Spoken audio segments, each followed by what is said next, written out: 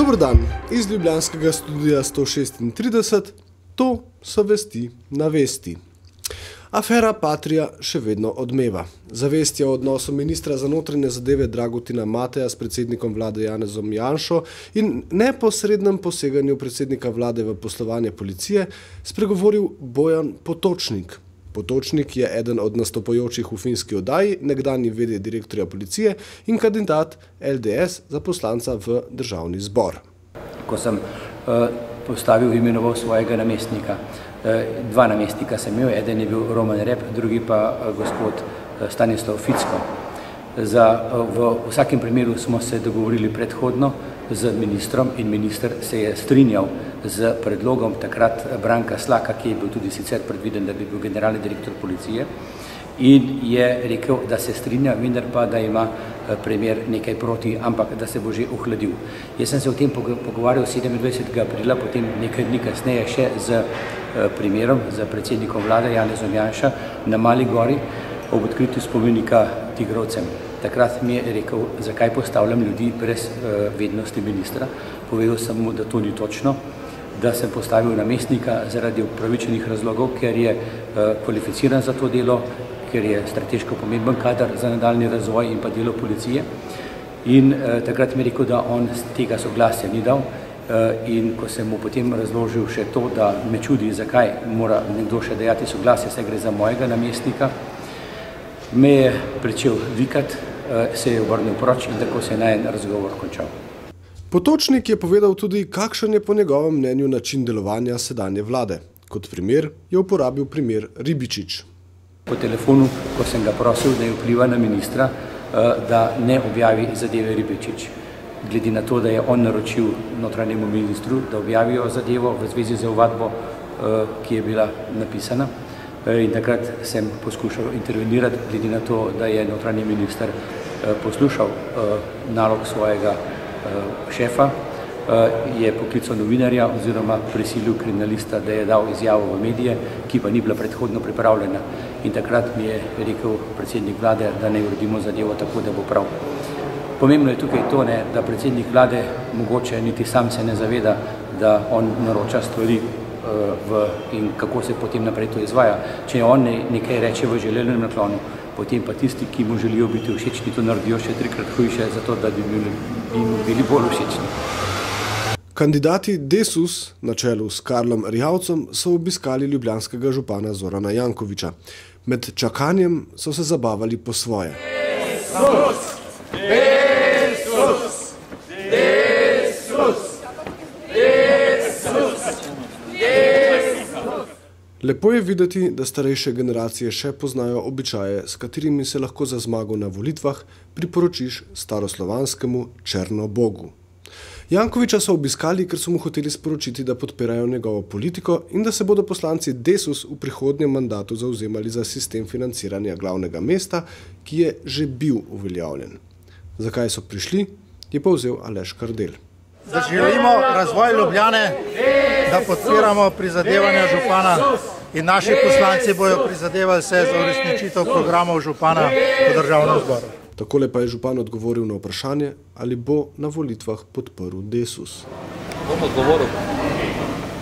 Že pred obiskom Desus je v medije zašla govorica, da so se prejšnji teden pri Jankoviću na skrivnem sestanku dobili Gregor Golobič, Katarina Kresal in Karl Erjavec. Govorili naj bi o koaliciji med Zares, LDS in Desus ter o Jankoviću, ki naj bi ga predlagali za mandatarja. Govorice je komentiral Gregor Golobič, ki pravi, da sestanka ni bilo.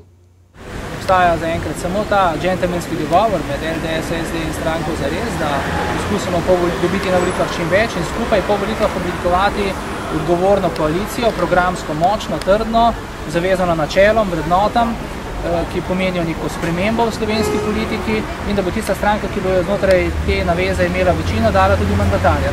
Četrtna skupnost Črnuča je pripravila predvolilno soočenje kandidatov in kandidatk, na katerem bi moral nastopiti tudi predsednik vlade, ki tam kandidira. Vendar so zbrani zaman čakali na zvezdo večera. Danes zjutraj 9 nam je pa poslal pisno obvestilo, kajti obe ostali ste se opravičili ustno, še gospod Janez Janša, ki predstavlja oziroma kandidira za SDS. Predlagam, da začnemo kar od desne proti. Prvi je Toni Hvalica iz Desusa, to je Demokratska stranka upokojencev.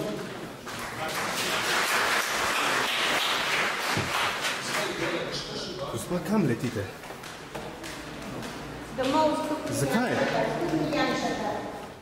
Klubu K4 je uspelo preživeti 2 desetletji na ljubljanski klubski sceni. Komentar dneva: Špela Verbič-Miklič. Legendarni ljubljanski klub K4 bo 19. septembra v Ljubljanskih Križankah obeležil začetek svoje jubilejne 20. sezone s festivalom Utrip. Seveda pa se bo dogajanje nadaljevalo tudi kasneje v samem klubu K4. Pripravili smo torej 12 ur dogajanja od 6. popoldne do 6. zjutraj. Pa gremo najprej kar v Križanke, kjer bodo glavne zvezde večera Bonobo s svojim 8-članskim bendom. Bonobo, seveda eden festivalskih ljubljencev svetovnih odrov na področju počasnejše jazz elektronike, bil je kot DJ tudi gost v klubu K4, mislim, da pred kakšnima 2 letoma. Potem JFB in Birdman, Scratcher in Beatboxer, oba nosilca najboljšega v Veliki Britaniji v letu 2007 s posebnim šovom, ki ga imenujeta Battle Jam, ki poteka v sodelovanju z publiko, z obilo improvizacije. Tukaj je seveda potrebno poudariti še 4. državno prvenstvo v freestyle rapanju, enega verjetno pomembnejših dogodkov na raperski sceni, iz katerega so izšli oziroma ki je izstrelil na sceno tudi imena, ki jih danes vsi poznamo, kot so Zlatko, Trkaj, Antoko. In seveda potem v predverju Križank tudi ne bo dolg čas, tam bo potekal mednarodni breakerski obračun B-Boy Utrip z domačimi in tujimi ekipami, potem DJ Mihael Fakeš s svojim setom mešanica, intenzivna, eklektična, in pa Razo Hara z live act nastopom, v katerem vse počne sam, inštrumenti poje, njegov glas pa je mešanca Princa in Beka, tako da zanimiva zadeva za poslušati in za gledati. Tudi inštalacija street art ekipe Zeg Crew, njen naslov je Delovni naslov. In potem seveda se selimo še na Afteru K4, v katerem bosta na plesiščih zavladala Alex Perez, drum and bass, mehkejša različica, pravijo mu vodja nove šole, na drugem floru pa Alex Bark iz kolektiva Jazza Nova, ki ga verjetno ni potrebno posebej predstavljati, inovatorji na področju New Jazza in acid jazza. Slovenija, Slovenija, Slovenija, kulturac. V ljubljanski SNG Drami so sinoči praznično obeležili otvoritev nove sezone. Zabavni del programa je povezoval Jurij Zrnec, ki je predstavil ves kolektiv Drame. Takole je na odru pozdravil kolege igralce. Igralci, kolegi, dragi, za vas smo tu prav vsak večer. V kraljevih plaščih, spet drugi nagi, počitkale poznamo, igramo, garamo, venomer.